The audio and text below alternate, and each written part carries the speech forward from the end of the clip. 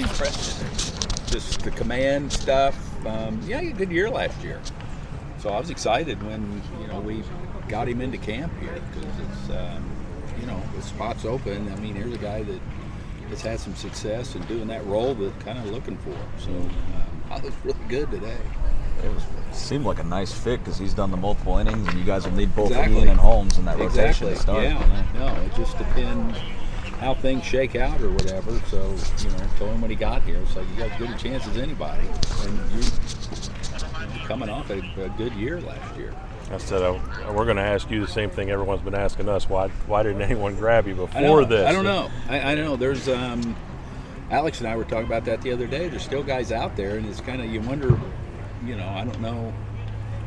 And I think a lot of times guys are they're hanging around for a major league deal, and it's just, gets to a point where you got to get to camp.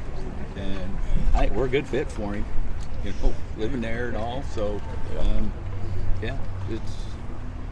I'm always just talking to him, great guy, and that's had success. So grew up a Braves fan. Cool to see those stories and those guys come home. I know guys are excited when they get to come here and put this jersey on.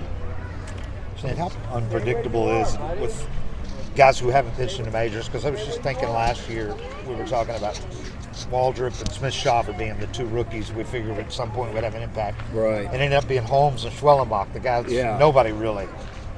No, I know, and it'll be, I guess, we always look at, I told Alex, again, we were talking yesterday, I said, Alex, there's somebody we're not even thinking about right now that's going to have an impact on us this year, and that they're going to, whether it's a guy from over there, somebody from another camp, whatever, you just never know what's going to happen and who's going to pop and when and who you'll need and things like that. So, I see some guys just in our camp right now that, you don't know, but they're new here, that you like what you see, and until we start playing the games and the hitters get in there for real, you just don't know.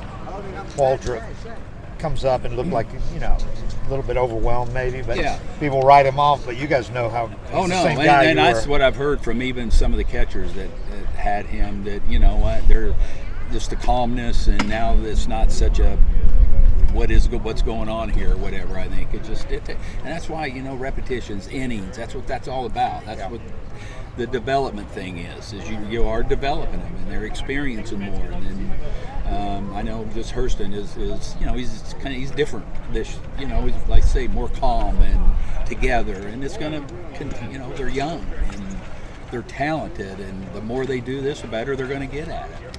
What are some of the biggest questions that could be answered during the Grapefruit League season, do you think? Of ours, I think bullpen probably as much as anything. Just, filling the spots of the guys we lost, and obviously a couple of starting spots, how we maneuver that. What are you going to do? And it's the time will tell. Same, we were in the same boat last year with a couple of question marks. Is he going to start? Is he going to end up back in the bullpen? And has this next 6 weeks, they'll have a way of sorting all that out for us. And you've got some extra starters. That in the past, you guys have used some of the, like when Max Fried came up, you used him in the bullpen. Yeah, I mean, and we were talking about that too. If that's where we see that helps us, we got to start somewhere, and that's not all bad for guys to break. Spencer did it. Yeah. To break into out of the pen. We'll stretch them out as starters here, and then they're not so far detached from that. Where they got to go back and continue to start to help us in the starting role if something happens. How about in terms of, I know you've been tinkering with lineups. Do the games help you at all with that? Yeah, well, I not as much probably. I don't need to see production out of some of these guys because what they can do, and it's just more, I guess, more time just to watch the games and see where a guy might fit in. I don't think looking at results is going to determine that. You're more just the feel, just getting them out there and seeing that. It's like getting back and watching baseball again. I have all them thoughts on the napkins or whatever at home in the winter, and in here I got the Post-its that I'm screwing around with, but then you see the games and that have you get back in that mode, and then things start feeling different. I guess more than anything. I mean, we look at Profar's numbers at the top of the lineup. I mean, it Pretty good. seems like a pretty good Pretty good. option Yeah, there. that's kind of That's kind of yeah. I went and looked, and he did a lot of leading off, and was good. Yeah. So that which is great to see. As till Ronald comes back, as we're looking to fill that spot. 380 OBP. Yeah. No. It's 1,000 OBS. yeah. 450 OBP. Yeah. Yeah. No, it's good. In that spot, yeah. 1,000 OPS. From the Yeah, yeah. leadoff, yeah. Yeah, that's a lot of So. things. Yeah, no, that kind of screams at you. Yeah. Honestly. yeah. Yeah.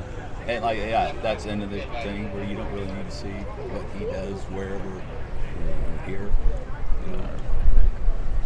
Yeah. I want to know how much money that guy at Maven makes. I mean, it feels like every time we talk to somebody, it's no, The who? the Maven guy. I think yeah. they're doing okay. Yeah.